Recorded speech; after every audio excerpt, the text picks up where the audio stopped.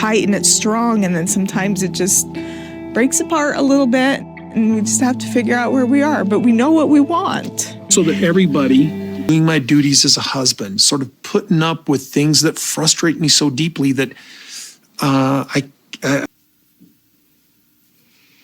It was because he loved Meri and he loved his wives. It's not an act. You won't believe the tea we're spilling today. From secret breakups to shocking lies, this is Unreal Tea. Hit subscribe before the drama starts. Welcome everyone. The room was quiet, shockingly quiet. Cameras kept rolling. Facades were strained. Faces unreadable. It was not another tell-all. This one would destroy what illusion of unity was left. The atmosphere was heavy with secrets so entrenched, even the wives weren't ready for what was about to be revealed. Robyn's face, normally serious and guarded, broke. For a fleeting moment. A tear trickled down her face. Kody shifted uncomfortably in his seat. On the other side of them, Janelle's eyes were cutting as a knife. Christine leaned forward, her voice shaking, but not with fear. With anger. And Meri? Meri just sat there, face impassive, but her eyes. They blazed with something fierce. Then, it came. Suki posed the question, simple, direct, but charged like a bomb. Did you ever lie about Meri and Kody's divorce? Silence. The kind that shouts louder than voices. Robyn's lips parted, but Kody got to it first. And as he did, he opened a floodgate that would never be closed. What ensued was not simply a reveal, it was a reckoning. Accusations, contradictions, broken vows, manipulated truth. The wives weren't merely speaking fabrication, they were taking back power. One harsh fact at a time. Cracks in the foundation, secrets, divorce, and the breaking point. Sister Wives Season 19's tell-all isn't TV drama, it's war drama. This wasn't rehashing past fights or reliving the typical heartache. No. This was when the curtain was finally pulled back and the biggest cracks in the Brown family were laid bare. And the star of it all? Robyn Brown. She sat ready, yet the quiver in her voice gave her away. The burden of unsaid realities weighed heavily on her shoulders. She couldn't cry her way out of this one for the first time in her life. The lights were burning. And Christine? Christine wasn't going to let the moment slip away. She swung on. Robyn with icy accuracy and demanded, "Why did you campaign for the breakup of Meri and Kody's marriage when you knew it would kill her?" The ensuing silence was toxic. Kody's eyes darted to Robyn, as though cautioning her to be careful. But Christine wasn't finished. She drilled harder, probing the emotional wreckage of the last 10 years. What Robyn didn't tell them was louder than her apologies. She sidestepped the subject, but the undertone was unmistakable. She was a key player in the breakdown of Kody and Meri's spiritual marriage. And what about Meri? Meri finally broke her silence. Her voice trembled, not sadness, but liberation. "I believed I was doing the right thing. But now?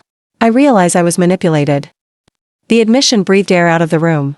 Even the host, Suki, appeared shaken. She pushed for specifics. "Do you think Robyn gained from your divorce?" Meri hesitated. Her silence shrieked with the ring of truth. And then she nodded. Christine spoke up once more, acutely and without fear. She observed that Robyn's tears were usually post-decision, never pre-decision. "It's like she cries for the camera," she said. "But she always gets what she desires." Janelle nodded in accord, her face set in frustration. Always made to feel like Robyn's needs were more important than the rest of ours. Robyn went white. "That's not right," she breathed. But right had been gone from the table for a long time. As soon as Robyn became part of the family, the dynamics changed. Decisions that had once been made with all the wives now went through Robyn. Kody's loyalty was no longer split, it was redirected. And the other wives? They got left in the cold. The most startling came when Suki bluntly asked Robyn, "Did you ever propose that Kody legally divorce Meri in order to adopt your children?" Robyn paused. I never pushed it," she replied, her voice tiny. Christine cut in, her voice intense. "You didn't have to push it, Robyn. You just had to make Kody think it was what he was supposed to do." This was not mere finger-pointing. This was the unraveling of a narrative. Fans long suspected that Robyn played a deeper game, but this was the first time the wives said it out loud. Publicly. And Kody? He looked like a man unraveling. As the women he once led reclaimed their voices, his own authority crumbled. He tried to deflect. "You're all rewriting history," he said. But no one was buying it anymore. A dangerous divide. Kody's control tightens, Janelle's breaking point nears, but what really took shockwaves through the audience was how Kody's attitude turned dark when Janelle stood up to him. Away with the man who had been playing father. Of the year went the man who stood, cold, defensive, and calculatingly sharp. The tension in that room was palpable. Janelle, trying desperately not to cry, asked, "Was there ever going to be space for my children and me in your new life?" Kody's response was not a simple no, it was an emotional punch to the gut. "I'm not responsible for adult children who disrespect me. You raised them to think they didn't need me," he said, eyes squinting, voice like stone. Janelle's eyes widened, not in shock, but in recognition. This was the man she'd thought he'd turned into. Bitter, detached, and completely unwilling to look beyond his own rage. Her voice shook, so it was never about them being adults. It was about control. About obedience. In the quiet that hung in the air, you could hear a collective gasp from people all over the country. Because for the first time, Kody's habit was exposed, not only to the world, but to him. And rather than being defensive about himself, he pulled further into bitterness. He leaned back in his chair and grumbled under his breath, "You always twist things." Even Suki, the host famous for mediating tough topics graciously, was visibly flabbergasted. She paused, and then she asked softly, "Do you feel like you've lost your family, Kody?" The hesitation that ensued was telling. He didn't say yes. He didn't say no. He just looked off into space and said, "They chose a story I never agreed with. And now they're living it." That wasn't regret. That was blame. And Janelle heard it loud and clear. She didn't cry. She didn't yell. She held firm and declared, "I chose truth. And I won't apologize for it." And suddenly, the room dynamic changed. The remainder of the tell-all cast Robyn back into the limelight, and not as she might have wished. Her tears came again, but this time they were not for the breakdown of family cohesion. They were for the picture she felt was unfairly under attack. Trembling hands, cracked voice, Robyn stood up for herself. "I never said anything to Kody about stopping seeing his children. I pleaded with him to call. He was hurt." But Christine wasn't listening. She sat there, arms folded, eyes pinned. "Robyn, you didn't need to tell him. He knew you'd be waiting with open arms the moment he gave up on the rest of us." That hit hard. Robyn tried to hold it together, but her face betrayed her. The guilt wasn't just lingering, it was leaking through the cracks. Because as much as she tried to maintain her innocence, her actions told a different story. She stayed silent when Kody walked out on holidays. She remained quiet when he skipped graduations. She remained quiet when he skipped birthdays. And silence, in a family that large, says everything. Janelle continued softly, "When Kody stopped visiting, I never once received a call from you, Robyn. Not to see how I was doing. Not to inquire about the children. Not even to tell you missed us." The viewers at home weren't deceived. The replies came flooding in. Robyn didn't stand back, she held the door open whilst Kody left. It is always about her tears, never damage. She wanted the crown, now she shocked the kingdoms alight. All the while, Kody's contempt for anyone suggesting otherwise only grew. He started citing loyalty, as though it was the sole measure that mattered. Suki pushed him, "What is loyalty to you, Kody? Because your children appear to believe that it equals silence and submission." Kody lashed out. "It equals unity. It equals not speaking to the press. It equals not venting in public." And there it was. The ultimate reveal, not only of his standards, but of his attitude. To Kody, love wasn't given freely. It was trade. Based on conditions. And when that relationship wasn't fulfilled, when somebody was brave enough to speak up, he shut them down like a contractor who defaulted on a deal. The talk shifted to the children, particularly Garrison, Gabriel, and Logan. Suki raised the emotional distance between Kody and his sons during the pandemic and in the years since. Christine and Janelle had already given glimpses of the hurt their boys bore, but now it was time to draw back the curtain completely. Kody bristled, even seethed, as scenes played out of his tense interactions with his boys. He fidgeted in his seat. His jaw flexed. "I did what I thought best. I followed rules." Janelle cut in. "You didn't follow rules, you made them. And when they asked you, you closed them off." Suki had asked, "Have you talked to Garrison since the fall?" The hesitation of Kody was condemning. "No." Stillness. Janelle, visibly upset now, breathed softly, "He's been hurting. He's been carrying so much pain. And all he wanted was to be seen. To feel like his father loved him still." That stillness lingered like an umbrella. Christine brushed away a tear. The boys witnessed everything. They weren't blind. They saw their mother cry. They saw their father disappear. And then they saw him pretend to be happy family with another woman. At this stage, the mood at the tell-all changed once more. This was now no longer a tale of wives and husbands. It had become about kids, young adults, being left behind emotionally. As the adults rushed around to keep up appearances. And through it all, there was one overriding theme: no one felt safe being truthful to Kody. Not his wives. Not his kids. Not even Robyn, who tiptoed around in her own little slice of heaven. But it wasn't merely about the honesty, it was about repercussions. Because telling the truth in Kody's reality tended to have a price tag, banishment. That's when Meri, who'd been more or less silent till this point, finally made a comment. Her tone was even, but her words stung. I stayed silent for years believing it was loyalty. But I see now, it was fear. Fear of being replaced. Fear of being cast aside. And ultimately, that fear became a reality anyway. Her admission left everyone stunned. Suki leaned in. What was the point when you knew you had to walk away? Meri didn't blink. When I realized that regardless of how much I gave, I was still being treated as a burden. As an obligation. That revelation boomed across the studio. Like thunder. For years, Meri had been the dutiful first wife, suffering heartbreak, loneliness, and public humiliation. But now she stood on the opposite side of that storm, battered but no longer silent. Robyn, fighting to keep her face straight, snapped, "But I was always your friend." Meri gazed back at her, deadpan. "Then why didn't you ever defend me?" That question hung there, unspoken. And it was there that the audience finally got it. It wasn't merely a breakup, it was a spiritual disintegration. A full deconstruction of the family's foundation. And it wasn't occurring because one woman walked away, but because the trust had been lost long before the first door closed. The tell-all wasn't merely spilling secrets. It was stripping away facades. And what lay beneath? Grief. Betrayal. Rage. But most of all, freedom. Freedom to be able to say, I won't be quiet anymore. Everything she feared is happening. The quiet rift between Robyn and Kody destroys the illusion as the dust from Janelle's silent exit settles. Another storm is quietly brewing in the darkened places of Robyn and Kody's erstwhile seemingly united front. From the outside, they still have the guise of unity, but behind doors, there's a crack beginning to develop in the immaculate image they portrayed for so long. And for Robyn, that crack is opening wider than she can seal it. She never imagined it would go this far. All she ever dreamed of was a family, an actual one. A cohesive one. And for years, she trusted Kody's assurances that they would create that future together. But today, Robyn gazes out her window at the driveway, where Kody's truck hasn't shown up in 2 days. Her thoughts tumble with the same questions she's been keeping down for weeks. Is he distancing himself from me, too? In their now empty Flagstaff house, silence rings louder than any fight. The kids slip quietly past their mom, picking up on her tension but not being bold enough to speak up. The phones that used to ring with group texts from all the wives now remain cold and silent. Robyn's overtures have fallen on deaf ears, even those of Meri, who held so fiercely to the idea that Robyn was her final lifeline to the family. Christine, in Utah, meanwhile, is flourishing. She shares beaming pictures of her new life, of dates with David, of midnight campfires with her children, of happiness. That happiness is a knife to Robyn's heart, not because she covets it, but because it is a reminder of all that she believed she was gaining and all that she is now poised to lose.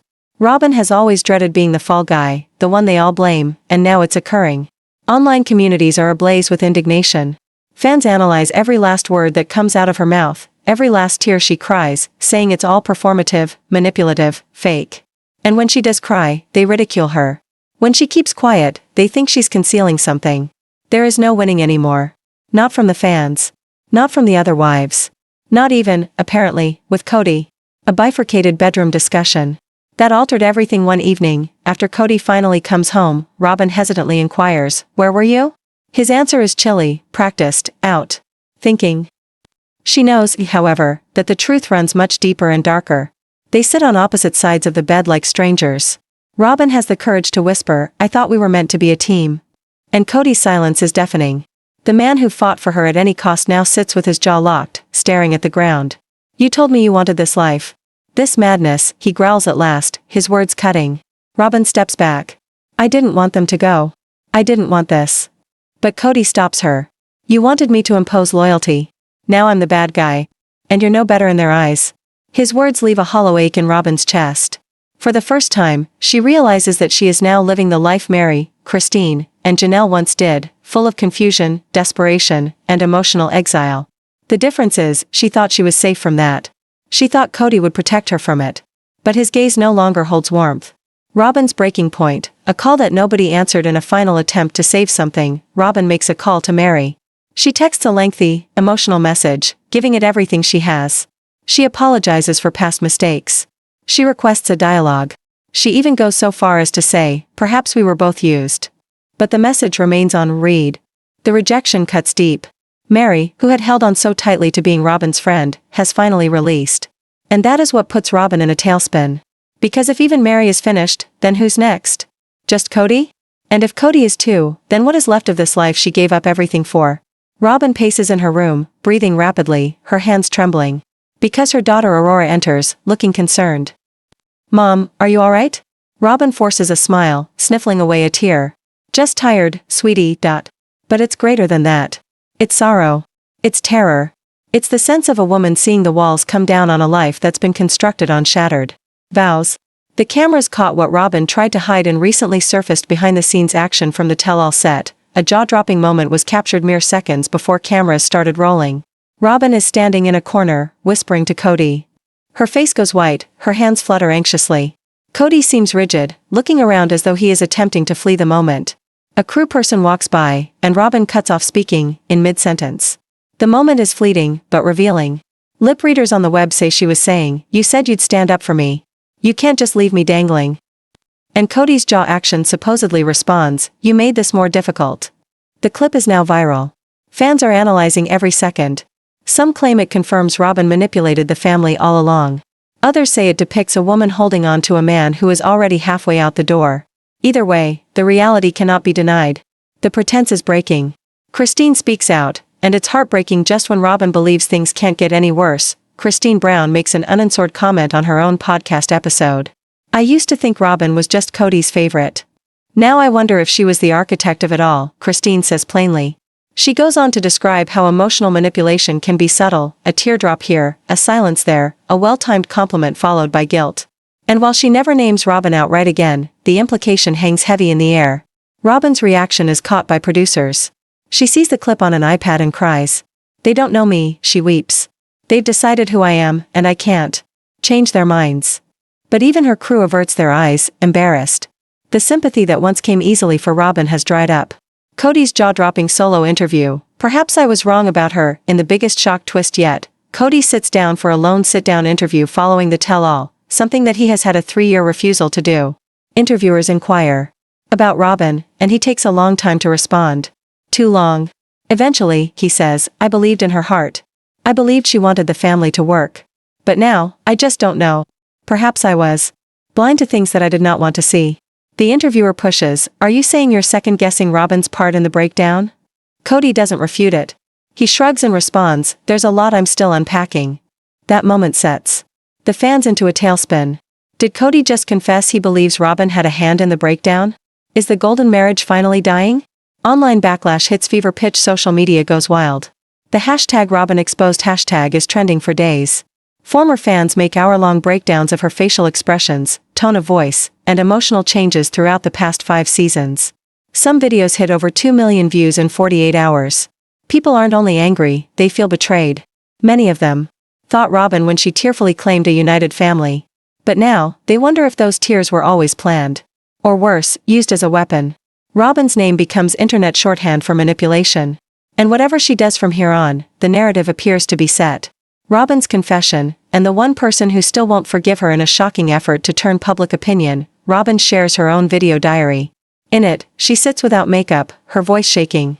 She speaks of feeling overwhelmed, alone, and misunderstood. She states, "I never wanted this. I never wanted to be the one standing in the middle of the ruins. But everyone keeps pointing at me like I lit the match." She leaves off with a chilling sentence, "Perhaps I was part of the problem. But I wasn't alone." Nevertheless, the harm is done. Christine won't talk to her. Janelle won't even admit to knowing her. And Meri, the person who used to turn to her, puts up a quote on the internet that states, "You can't rebuild a bridge you burned with lies." The fans interpret that as the last nail in the coffin. And then there was the moment nobody was ready for. Christine stood up. It wasn't merely a physical act. It was symbolic. It was strong. It was Christine Brown asserting her voice at last within a family who had silenced her truth for so long. At the height of the tell-all discussion, when Robyn and Meri's tension reached its boiling point, Christine shattered the uncomfortable silence that filled the room like a mist. "Can we just pretend that none of us know what went on?" she asked, her cracking voice steady. Everyone looked at her. Robyn's lips shook, and Meri's eyes fell immediately. Christine's breath caught as if she'd spent years waiting to say this. "You engineered their divorce, Robyn. You pushed it. You didn't just stand by and let it happen, you cheered it on." Robyn blinked, shocked into silence. She shook her head a little, mouthing no, but the dynamic in the room shifted. This was not Christine guessing. This was Christine remembering. You coveted the legal wife title. You wanted it so you could adopt Dayton and the girls, right? So you ensured Meri felt like the problem. You whispered doubt. You coddled Kody when he was blaming her. You allowed her to drown. And now you sit here crying, faking like you're the victim? Gasps were heard offset. Even the production crew off camera stopped. Nobody was anticipating that amount of raw candor, and certainly not so publicly. Kody pressed his jaw together, his face visibly furious, but not with Christine. With the truth. Robyn finally lost it, her voice trembling and a high-pitched squeak. That's not fair. I never wanted that. I was trying to help. Help who? Christine interrupted. Meri? Or yourself? It was the most bluntly anyone had ever spoken to Robyn on television. And perhaps the first time her carefully crafted persona began to crack. Meri sat frozen, eyes glassy. You could almost see her. Mind flashing through the past. The gaslighting. The cold shoulders. The forced smiles. Suki, the host, cleared her throat, unsure if she should intervene. But rather than asking the avalanche to stop, she posed the question that everyone back home was screaming at their television. Robyn, did you want Meri out of the picture? Robyn remained silent. She couldn't. Her silence was louder than any words could ever be. But Christine wasn't finished. While we were crumbling apart, while I was shattering, you were organizing holidays with just you, Kody, and your children. You excluded us. You had your own routine. You told me it was just the way things worked out, but things always worked out for you, didn't they? Robyn actually looked cornered, her tear-drenched face contorting between denial and guilt. And then Meri, who had been quietly watching this bombshell drop, spoke softly at last. I felt it too. I didn't want to think it, but I did feel pushed aside. There it was. The second Robyn lost her final friend, Kody sat back in his chair, shaken. He knew. Deep down, he knew this wasn't a frivolous accusation. It was a spill of secrets he had hoped would never surface. And that's when Suki leaned forward and asked the most lethal question of the tell-all to date. Kody, did Robyn pressure you to leave Meri? Silence. His fingers quivered. His eyes flashed. He was a man torn between his past and his present. Between his pride and his guilt. I don't think she had to, he said at last, low voice. I was already there. But, perhaps, she made it easier to leave. The studio was totally silent. That was the closest Kody had ever come to admitting what fans had suspected for years. Robyn didn't just benefit from Meri's downfall, she helped grease the tracks. Robyn's tears turned into quiet sobs, and she pulled away from the conversation. But there was no saving face anymore. The mask was off. And the internet exploded. Within minutes of the episode airing, hashtags like #JusticeForMeri and #ChristineWasRight trended globally. Fan forums came roaring back with speculation. Footage of the altercation was posted on TikTok, YouTube, Instagram, viewed millions of times within hours. A clip went viral, Christine uttering, "You let her drown." The sight of Robyn's face, shocked, red-eyed, deconstructing, was photobombed and memed ad infinitum. Even viewers who hadn't watched since years ago were suddenly invested. The Brown family's meltdown had become reality TV history in the making. And yet, amidst the disarray, another quiet tragedy was unfolding. Janelle, who'd been fairly subdued throughout most of the tell-all, finally broke her silence, her tone measured, but painfully sincere. I always figured we could work it out. That one day, we'd be in the same room, laughing. But this is too broken. She was talking about the family. About the dream. Of the plural marriage that was supposed to be their salvation, but had instead become a cage of favoritism, resentment, and lies. And then, just when it seemed things couldn't get heavier, the show cut to an unaired clip. It was footage from months prior, never shown to the audience until now. In it, Robyn is seen whispering something to Kody after a family meeting. Her mic, which had been left on by accident, picks up the words, "She's not coming back. You don't have to pretend." Viewers were left to wonder, was she referring to Meri? Christine? Janelle? The uncertainty only fueled the fire. Fans analyzed each shot. Some were sure it was about Meri, evidence that Robyn had emotionally broken up with her a long time before the divorce was official. Others believed it was about Christine, further supporting the notion that Robyn was already celebrating her departure. And then, Christine posted a mysterious Instagram message the following morning. A black and white photo, a cup of coffee sitting on a windowsill, with the text, "Sunlight always exposes what shadows tried to hide." No hashtags. No names. But everybody knew precisely what she was referring to. Meanwhile, Robyn went dark on social media for days. No stories. No posts. No family photos. The woman who once shared her perfectly curated life online had seemingly disappeared. Rumors swirled that TLC producers were considering a spin-off just for Christine, Janelle, and their children, leaving Robyn and Kody's world behind. The show's direction was shifting, and the audience was clear on what they wanted: more truth, more healing, and no more cover-ups. At the conclusion of the tell-all, the Brown family was no longer a family. They were broken fragments of a tale that had held out the possibility of just such a thing but instead produced carnage. And yet, in the wake of that destruction, a new story began to emerge, particularly for the women who left. For Christine. For Janelle. Even, gradually, for Meri. They were no longer merely sister wives. They were survivors of psychological war. Women who opted for peace over pretense. But what comes next? Does Robyn finally own up to her contribution to the downfall? Will Kody ever fully own up to all that he facilitated? And can Meri really start anew, or will the ghosts of the past continue to shadow her? One thing is for sure, the truth has finally been revealed. And nobody, not even the most meticulously engineered tears, can take back what's been revealed under the light of the cameras. And there was the ensuing quiet that rang louder than any argument ever had. Janelle stood still on her front porch, arms folded snugly into herself, looking out into the bleakness of Flagstaff's darkening evening. Behind her, the movements of her children in the living room and the kitchen provided some sort of normalcy, but within her, all seemed to have been cracked open. Christine's phone call had altered everything. Robyn, in an attempt to regain control of the careening story, had called Janelle with a deliberately phrased message: "Let's not let other people come between us. We're still family. We always will be." But Janelle had already heard that. From Robyn. From Kody. From all those who had once vowed togetherness only to eventually use it as a tool for domination. She didn't answer. Instead, she filled a cup of tea, sat down at the end of her couch, and opened the voice note Christine had sent her, again. Christine's tone was firm but laced with emotion. "I know you can't believe it, but I saw the documents. I saw the dates, the signed contracts. Kody and Robyn were making their legal move years ahead of ever letting Meri in on it. You weren't included in that future, Janelle. Any of us weren't." That last part struck Janelle like a sucker punch to the heart. All the years of giving up comfort, autonomy, and even self to maintain the family vision alive, boiled down to a footnote in Kody's narrative with Robyn. She gazed around the room where pictures of her children rested on a shelf in a framed collage. Each child bore a portion of her strength. They were her anchor now, not Kody, not the vision of plural marriage. And definitely not Robyn. Meanwhile, Robyn was also falling apart in her own manner. Her home, the only working home of the Brown family, now resembled a besieged fortress. Dayton had shut himself in his room following an argument over the news going around on the internet. Aurora wouldn't come downstairs for dinner. Brianna had retreated full-on, her eyes fixed on a tablet screen streaming reruns of old family episodes as if she were attempting to recreate the ending in her mind. But the biggest problem? It was Kody.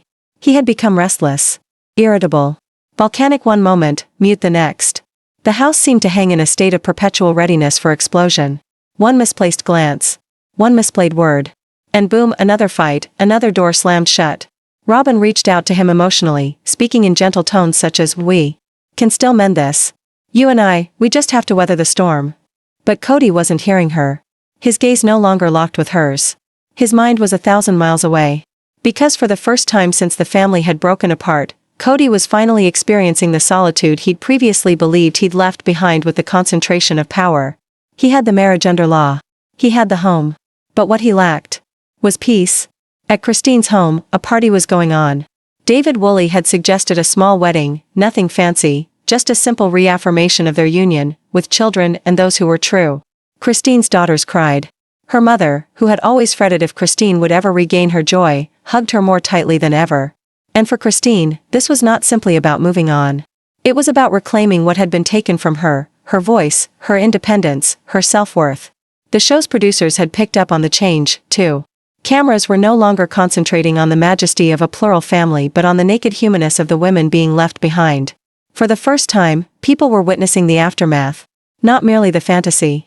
One producer even breathed off camera between confessions, "This season's not about the wives competing to win Kody anymore. It's about the wives realizing they didn't need him in the first place." And that, maybe, was the biggest shock of all.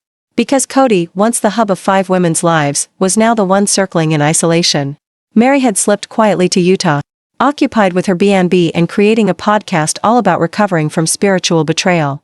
Her social media updates had gone from mysterious quotes to outright affirmations. She wasn't waiting around anymore for Kody to call. She wasn't seeking closure. She had provided it to herself. Janelle, on the other hand, turned to community and gardening work.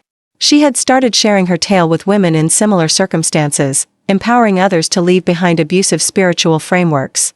For a woman who used to play the peacekeeper, she was fast becoming a gentle revolutionary. Christine and David were working on a co-written memoir, provisionally titled Love After the Lies. Publishers were bidding already. Robyn? She remained mute in public. But daily, she fought the widening fractures in her flawless facade. Fans were no longer accepting the tears. Online forums were filled with gossip, screenshots, and leaked video bits from crew members claiming several on-set confrontations. The facade was crumbling. And for the first time ever in Sister Wives history, the narrative wasn't about the man. It was about the women who came up, went up in flames, got bruised, but not broken. A night when snow drifted gently over Flagstaff, Kody sat by himself in his car, parked outside the old Coyote Pass location. The land lay quiet, barren, as if the earth itself had spurned the dream he had attempted to thrust into it. He held a battered old family picture. The one with all the wives. All the children. Everyone smiling, posing in front of what was meant to be their forever home.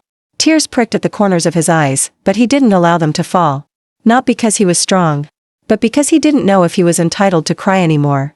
And in that instant, with nothing remaining but the burden of his decisions, Kody Brown finally realized the price of ego, the cost of control, and the irreparable harm of playing God with a family constructed on sand. As the camera receded slowly, the picture went black. And the screen glowed with a final line that left the audience gasping for air. When the truth finally emerged, it wasn't just a family that collapsed, it was a man who came to understand he was never the hero of the story. This family's drama is far from over, so smash like if you're #TeamWives, subscribe for the next explosive update, and drop a comment below. Who do you think will win? Stay shady, stay curious, and I'll see you in the next scandal. Kiss mark behind TLC Sister Wives out.